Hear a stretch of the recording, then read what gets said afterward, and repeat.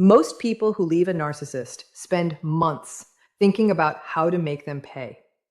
What they don't realize is that the one thing that truly damages a narcissist has nothing to do with revenge and everything to do with something far quieter, far more permanent, and far more devastating to everything they are built from.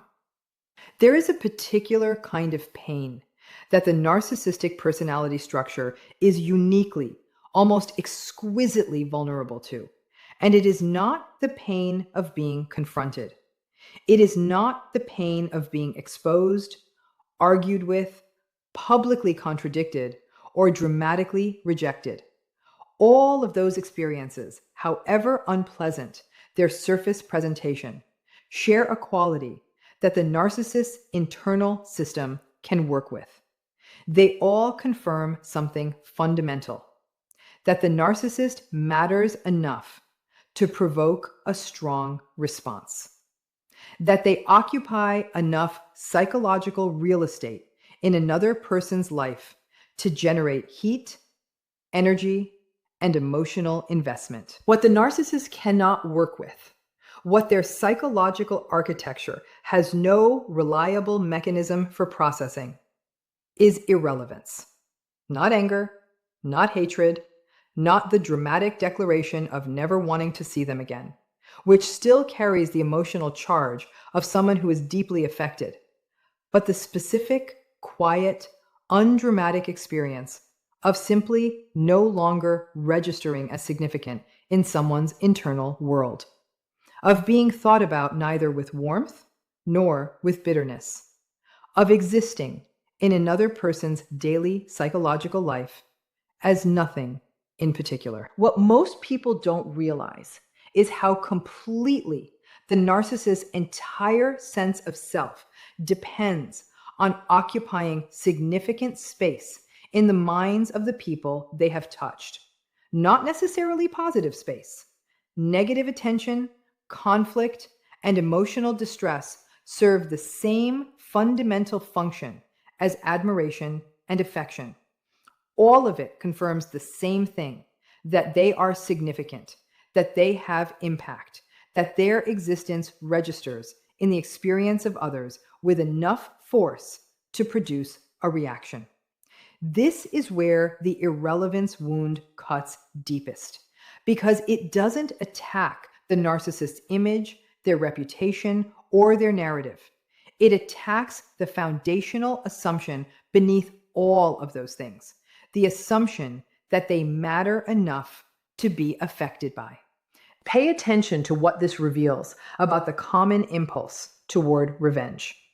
Because revenge, however understandable its emotional logic, is perhaps the most generous gift a former target can offer a narcissist at the moment of departure. It requires sustained emotional investment. It requires that significant mental and psychological energy continue to be organized around the narcissist's existence. It requires, at the most fundamental level, that the narcissist remain central to the former target's internal world, which is precisely the condition the narcissist's psychology depends on to function. This is exactly what they want you to believe is power: that pursuing revenge represents strength, agency, and the reclamation of what was taken. But the hidden reason behind why revenge backfires reveals something the narcissist would never want you to understand. Every hostile message, every public exposure attempt, every calculated move designed to make them feel what they made you feel, all of it is supply. Differently packaged than admiration, but functionally identical in what it provides: your continued emotional engagement. Delivered directly to the one place it does the most damage: to your own departure. Most people miss this warning sign because revenge feels like action. And in the aftermath of narcissistic abuse, the desire for action, for some form of agency, after months or years of having agency systematically removed, is entirely understandable. But action aimed at the narcissist is still action organized around the narcissist. An organization around the narcissist was always the dynamic they were most invested in preserving. There is a quality that former targets occasionally develop, not immediately, not through a single decision, but gradually, through the natural process of rebuilding a life that was organized around something other than the narcissist's needs, that functions as the most psychologically disruptive force the narcissist will ever encounter from someone they have been involved with. It is not performed coldness. It is not strategic distance. It is not the carefully maintained no contact of someone who is white-knuckling their way through the absence of engagement while remaining deeply emotionally invested in the narcissist's response to that absence. It is genuine indifference. And the difference between the performed version and the authentic one is something the narcissist, despite all their tactical sophistication, can detect with uncomfortable accuracy. What most people don't realize is that the narcissist has spent the entire relationship developing a detailed, functional map of your emotional interior, knowing which approaches produce warmth, which produce guilt, which produce anger, and how each of those responses can be leveraged. This map is their primary tactical resource. And genuine indifference doesn't simply make the map less useful, it makes the map obsolete. Because the map was always drawn in emotional ink. Every coordinate defined by your reactions, your investments, your continued capacity to be affected. Authentic indifference erases those coordinates entirely. The approaches that previously produced guilt now land on nothing. The provocations that reliably generated anger now meet silence that carries no suppressed heat beneath it. The overtures that once reopened emotional access now find a door that isn't locked, simply no longer oriented in their direction. This is where the thriving threat enters. Pay attention to what a former target's visible flourishing actually communicates to the narcissist, not as an intentional message, but as an unavoidable one, that the relationship's ending did not diminish them, that what the narcissist believed was damage was actually liberation, and that the narrative of the narcissist's indispensability, quietly maintained throughout the entire dynamic, has been exposed without a single confrontational word as precisely what it always was. There is something that happens inside the narcissist's psychological system when every form of engagement has been withdrawn. Not just the warm engagement, not just the positive supply of admiration and affection, but all of it. The hostile engagement, the defensive engagement, the periodic checking, the occasional response, the small reactions that signal continued emotional investment, even when they are intended to communicate the opposite. When all of it stops, when the supply line is genuinely, completely, and sustainably severed, what emerges in the narcissist is not grief in any recognizable form. It is something more structurally significant than grief. It is drought. What most people don't realize is that the narcissist's internal world has no reliable self-sustaining mechanism for generating the psychological resources it requires to function. Most people, in the ordinary course of daily life, produce their sense of worth, significance, and emotional stability from a combination of internal and external sources: private values, meaningful work, genuine relationships, the quiet continuity of a self that exists independently of moment-to-moment external confirmation. The narcissist's internal architecture never developed this self-generating capacity. The supply was never supplementary. It was structural. And when it stops arriving from all directions simultaneously, the system begins experiencing something it is fundamentally not equipped to manage independently. Pay attention to what this supply drought produces in observable behavior, because it follows a predictable sequence that becomes visible once you know what you're looking for. First, escalation. More frequent contact attempts, more varied approaches, a cycling through methods with increasing urgency as each one fails to restore the connection. Then, when escalation produces nothing, a pivot to whatever approach has historically worked most reliably with this particular target. Vulnerability, if vulnerability once reopened doors. Anger, if anger once generated the engagement of defensive response. Nostalgia, if nostalgia once softened the resolve that was building. And when none of these approaches produce results, when the drought persists through all of them, something shifts in the narcissist's behavior that is more revealing than any of the preceding attempts. They perform moving on, publicly, visibly, with a speed and completeness that seems designed to be noticed by the one person who is no longer paying attention. This performance is not moving on, it is a transmission. And the fact that it requires an audience, that it is executed in spaces where the former target might observe it, reveals that the drought has not been resolved. It has simply changed the method being used to end it. This is where the replacement that doesn't register produces its most psychologically significant impact.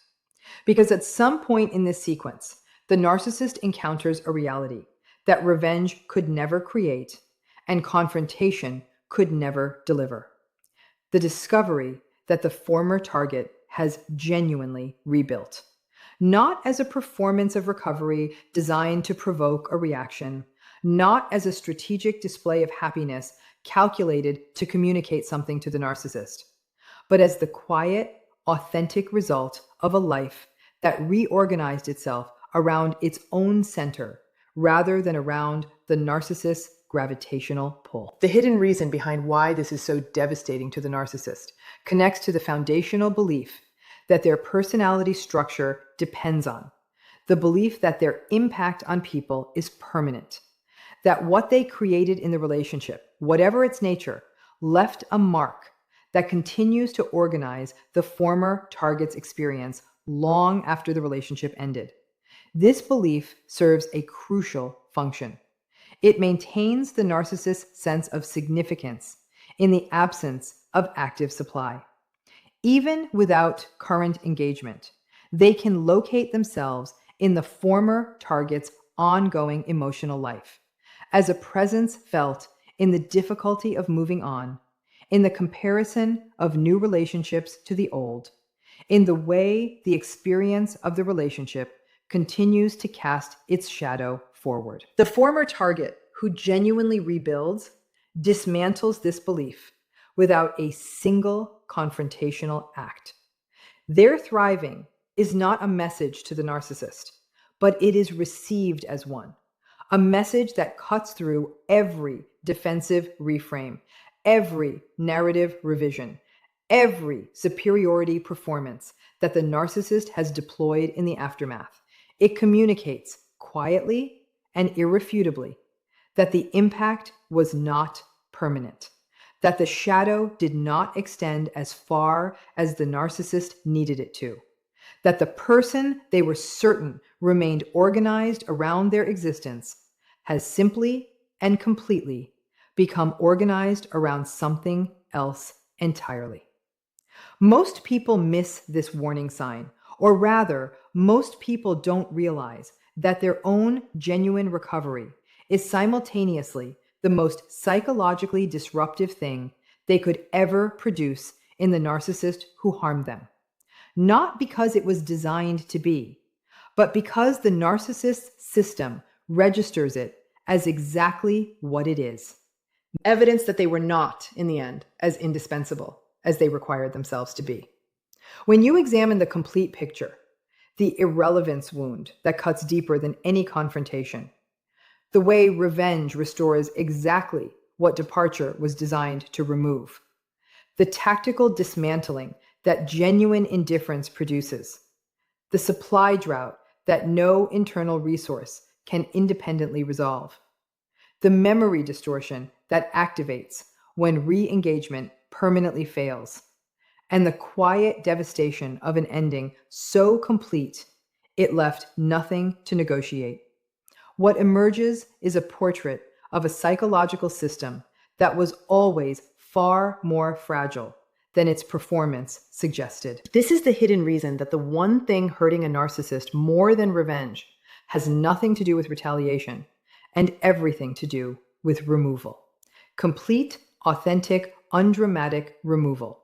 Not as a strategy, not as a calculated move designed to produce a specific reaction, but as the natural consequence of a person who has genuinely redirected the full weight of their psychological attention away from the narcissist and back toward their own life. What most people don't realize is that this outcome, the quiet, complete, and genuine departure of someone's emotional investment, is the one scenario the narcissist's entire behavioral architecture was designed to prevent. Every tactic discussed throughout this video, from the initial idealization to the re-engagement attempts to the memory revision to the public performance of moving on, all of it was organized around a single objective: keeping the former target emotionally engaged, keeping the connection, in whatever form was available, alive enough to be leveraged. Revenge keeps it alive. Confrontation keeps it alive. Public exposure attempts keep it alive. Even the most hostile forms of continued engagement keep it alive. Because life, in any form, is preferable to the narcissist system over the specific experience of genuine psychological death in someone else's interior world. Pay attention to what this reveals about where actual power in these dynamics was always located. Not in the narcissist's tactical sophistication, not in their ability to read and respond to emotional reactions, not in the elaborate systems of control and supply extraction they spent the entire relationship maintaining. The power was always in the attention, and the attention always belonged to the person providing it. The moment that person genuinely reclaims their attention, not as a tactic, not as a performance of indifference designed to produce a reaction, but as the authentic result of a life rebuilt around something other than the narcissist's existence, the entire power dynamic inverts completely and permanently. The narcissist, deprived of the one resource their system cannot generate independently, encounters an experience that no amount of tactical sophistication can navigate around. The experience of someone for whom they are simply no longer relevant. Not hated, not feared, not missed with the kind of intensity that keeps a connection alive beneath the surface of its apparent ending. Simply no longer relevant. This is exactly what they want you to believe is impossible. That someone who was that significant, who occupied that much psychological space, who shaped that much of your daily experience, could ever become genuinely irrelevant to you. But the hidden reason this is the one thing that hurts them most is precisely because it is possible. And when it happens, quietly, completely, and without announcement, the narcissist finally encounters the one experience their entire life was constructed to avoid: the world continuing, without them at the center of it.